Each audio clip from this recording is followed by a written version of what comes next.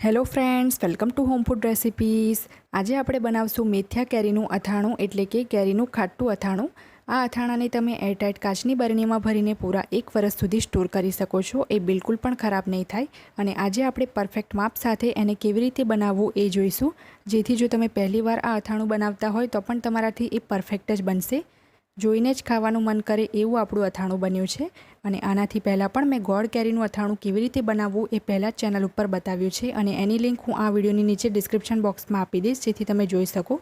તો ચલો કેરીનું ખાટું અથાણું બનાવવાનું શરૂ કરીએ।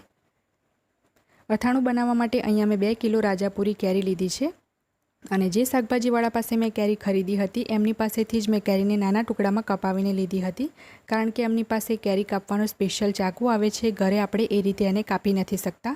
તો ઘરે આવીને મેં 2 વખત એને સાફ પાણીએ ધોઈ લીધી હતી અને એ પછી એક મોટા ગરણાની અંદર 1 કલાક માટે મેં એનું બધું જ પાણી નિતારીને એને સૂકવવા દીધી હતી।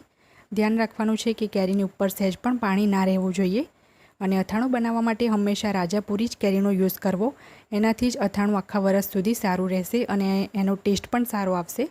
તો હવે આપણે એની અંદર 3 મોટી ચમચી એટલે કે 3 ટેબલસ્પૂન મીઠું એડ કરીશું। ગ્રામમાં આ 50 ગ્રામ જેટલું મીઠું છે। 1 મોટી ચમચી એટલે કે 1 ટેબલસ્પૂન આપણે હળદર ઉમેરીશું અને હવે આપણે કેરીને આ રીતે પકડીને ઉછાળીને મિક્સ કરી લઈશું, જેથી મીઠું અને હળદર એકદમ સરસ રીતે કેરીના ટુકડામાં મિક્સ થઈ જાય। ચમચાથી મિક્સ કરવાને બદલે જો તમે આ રીતે મિક્સ કરશો તો એકદમ સરળ રહેશે। સરસ રીતે મિક્સ કર્યા પછી આપણે આની ઉપર એક પ્લેટ ઢાંકવાની છે અને પૂરા 24 કલાક માટે એટલે કે 1 દિવસ માટે આપણે એને એમ જ મીઠા અને હળદરમાં રહેવા દઈશું। એવું કરવાથી કેરીના ટુકડા ઉપર હળદર અને મીઠાનો ટેસ્ટ અને કલર બંને ચડી જશે। દિવસમાં 2 થી 3 વાર એને મિક્સ કરવાનું છે। તો 1 દિવસ પછી આપણે એને ખોલીને જોઈ લઈશું। તો 1 દિવસ પછી તમે જોઈ શકો છો કે કેરીના ટુકડામાંથી કેટલું બધું પાણી નીકળ્યું છે। આ પાણીને આપણે ફેંકવાનું નથી, આપણે એને ચણા અને મેથીનું અથાણું બનાવવામાં યુઝ કરીશું અને એ અથાણાની રેસીપી પણ હું તમારી સાથે જલ્દી જ શેર કરીશ। તો એકદમ સરસ રીતે કેરીના ટુકડામાં હળદર અને મીઠુંનો ટેસ્ટ આવી ગયો છે। તો બધું જ પાણી નિતારીને આપણે આને એક કપડા ઉપર સૂકવી લઈશું। તો અહીંયા મેં એક કોટનનું સફેદ કપડું પાથરી દીધું છે, એની ઉપર આપણે કેરીના ટુકડાને આ રીતે છૂટા સૂકવી લઈશું। એકની ઉપર એક ના રહેવા જોઈએ, થોડાક અલગ રાખીશું તો એ જલ્દી સુકાઈ જશે। 4-5 કલાક માટે આપણે એને આમ જ ખુલ્લા રહેવા દેવાના છે। તડકામાં બિલકુલ પણ નહીં સુકાવીએ, નહીં તો એ હાર્ડ થઈ જશે અને અથાણું આપણું સારું નહીં બને। તો બધા જ ટુકડાને આપણે આ જ રીતે કપડાની ઉપર પાથરી દેવાના છે। ત્યાં સુધીમાં આપણે મસાલો બનાવી લઈશું। મસાલો બનાવવા માટે આપણે સૌથી પહેલાં સામગ્રી જોઈ લઈએ। તો અહીંયા મેં 1.5 કપ જેટલા એટલે કે 200 ગ્રામ જેટલા મેથીના કુરિયા લીધા છે અને મેથીના કુરિયા હું તમને બતાવું છું કે આ રીતના આવે છે। તમને કોઈ પણ કરિયાણાની દુકાનમાં સરળતાથી મળી જશે। સાથે જ આપણે લીધા છે રાઈના કુરિયા 1 કપ જેટલા, જે ગ્રામમાં 100 ગ્રામ છે અને રાઈના કુરિયા પણ હું તમને બતાવું છું, જેને સ્પ્લિટ મસ્ટર્ડ સીડ્સ પણ કહેવાય છે। એ પણ તમને આ રીતના કોઈ પણ કરિયાણાની દુકાનમાં સરળતાથી મળી જશે।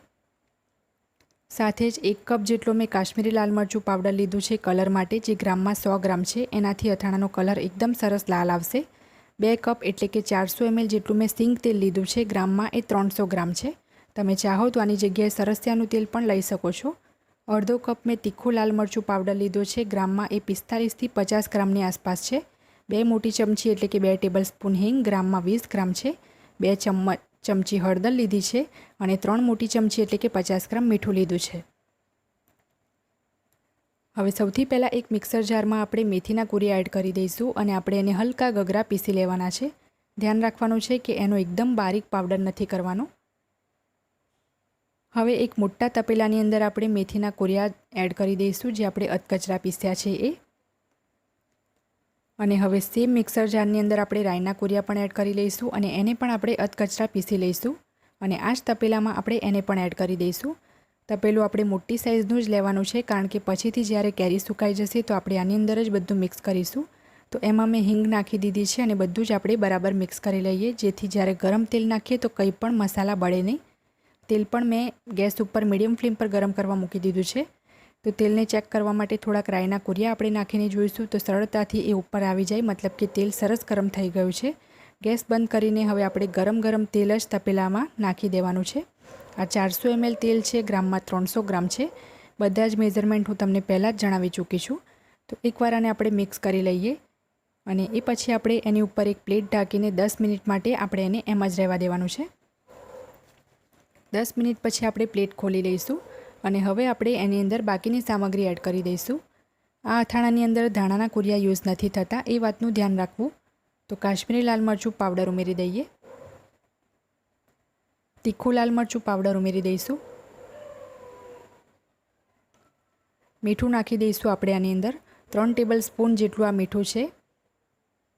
હળદર નાખી દઈશું આપણે અને હવે આ બધી જ વસ્તુને આપણે બરાબર મિક્સ કરી લઈશું. આ મસાલો જે છે આપણે ત્યારે જ બનાવી દેવાનો છે જ્યારે આપણે કેરીના ટુકડાને કપડા ઉપર સુકાવવા મૂક્યા હોય ત્યારે જ, એટલે કે 5 કલાક પહેલાં જ આપણે એને બનાવી દઈશું અને સાઈડ પર મૂકી દઈશું તો થોડુંક સારું રહેશે. એવું કરવાથી આપણો સમય પણ બચશે. તો બધું જ મેં બરાબર મિક્સ કરી લીધું છે. હવે આપણે એને 5 કલાક માટે એમ જ ઢાંકીને રહેવા દેવાનું છે સાઈડ પર.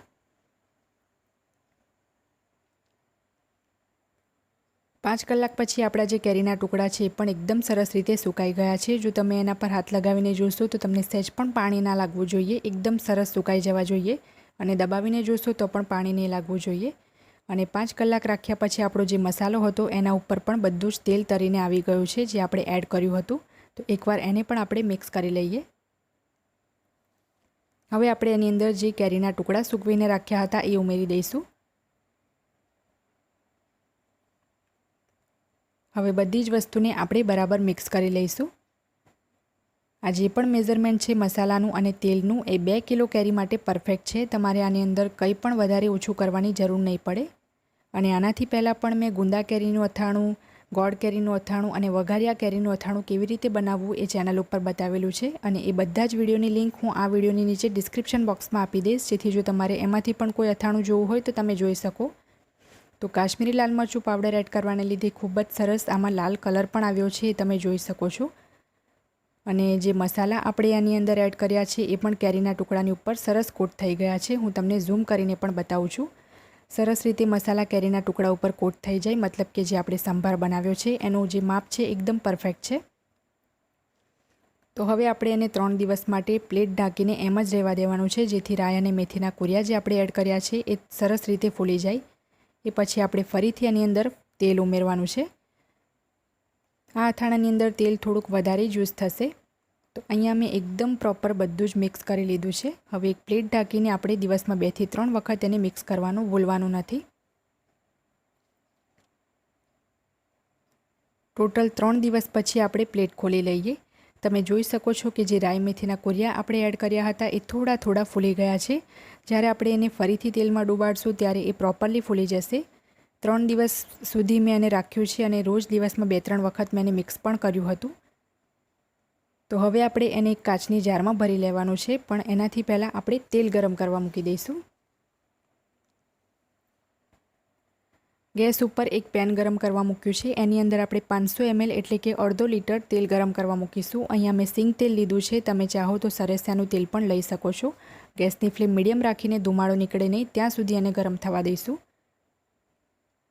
તેલને ચેક કરવા માટે આપણે 2-4 રાઈના કે મેથીના કુરિયા નાખીને જોઈએ તો એ તરત જ ઉપર આવી જવા જોઈએ. તો હજી પણ એ તરત ઉપર નથી આવતા. અને તેલ ગરમ થઈ જાય એ પછી એકદમ પ્રોપરલી ઠંડુ થઈ જાય, જેવું આપણે લીધું હતું એટલું ઠંડુ થઈ જાય એ પછી જ આપણે એને અથાણામાં એડ કરીશું. તો ફરીથી આપણે થોડાક મેથીના કુરિયા નાખીને ચેક કરી લઈએ. તો હવે તમે જોઈ શકો છો એ તરત જ ઉપર આવે છે, મતલબ કે તેલ સરસ ગરમ થઈ ગયું છે. તો ગેસ બંધ કરીને આને પંખાની નીચે ટોટલી ઠંડુ થવા દઈશું. તેલ ઠંડુ થાય ત્યાં સુધી આપણે કાચની એક જારની અંદર અથાણાને ફિલ કરી લઈશું. જે જારમાં તમે અથાણું ભરો એ જાર એકદમ સૂકી હોવી જોઈએ, સહેજ પણ પાણીવાળી ના હોવી જોઈએ. અને જ્યારે પણ તમે અથાણું ખાવા માટે કાઢો તો સૂકા ચમચાનો જ યુઝ કરો. આવી નાની નાની વાતોનું જો તમે ધ્યાન રાખશો તો આખું વરસ તમારું અથાણું બગડશે નહીં. તો અથાણું ફિલ કરતી વખતે ચમચાથી વચ્ચે વચ્ચે થોડું થોડું આ રીતે દબાવતું રહેવાનું છે. આ જ રીતે હું બાકીનું બધું જ અથાણું જારમાં ફિલ કરી લઈશ. બધું જ અથાણું મેં જારમાં ભરી લીધું છે. હવે જે આપણે તેલ ગરમ કર્યું હતું એ એકદમ ઠંડુ થઈ ગયું છે. તો બધું જ તેલ આપણે જારમાં એડ કરી દઈશું. થોડુંક તેલ જો વધે એવું લાગે તો તમારે 1 દિવસ પછી એને જારમાં એડ કરી દેવાનું છે.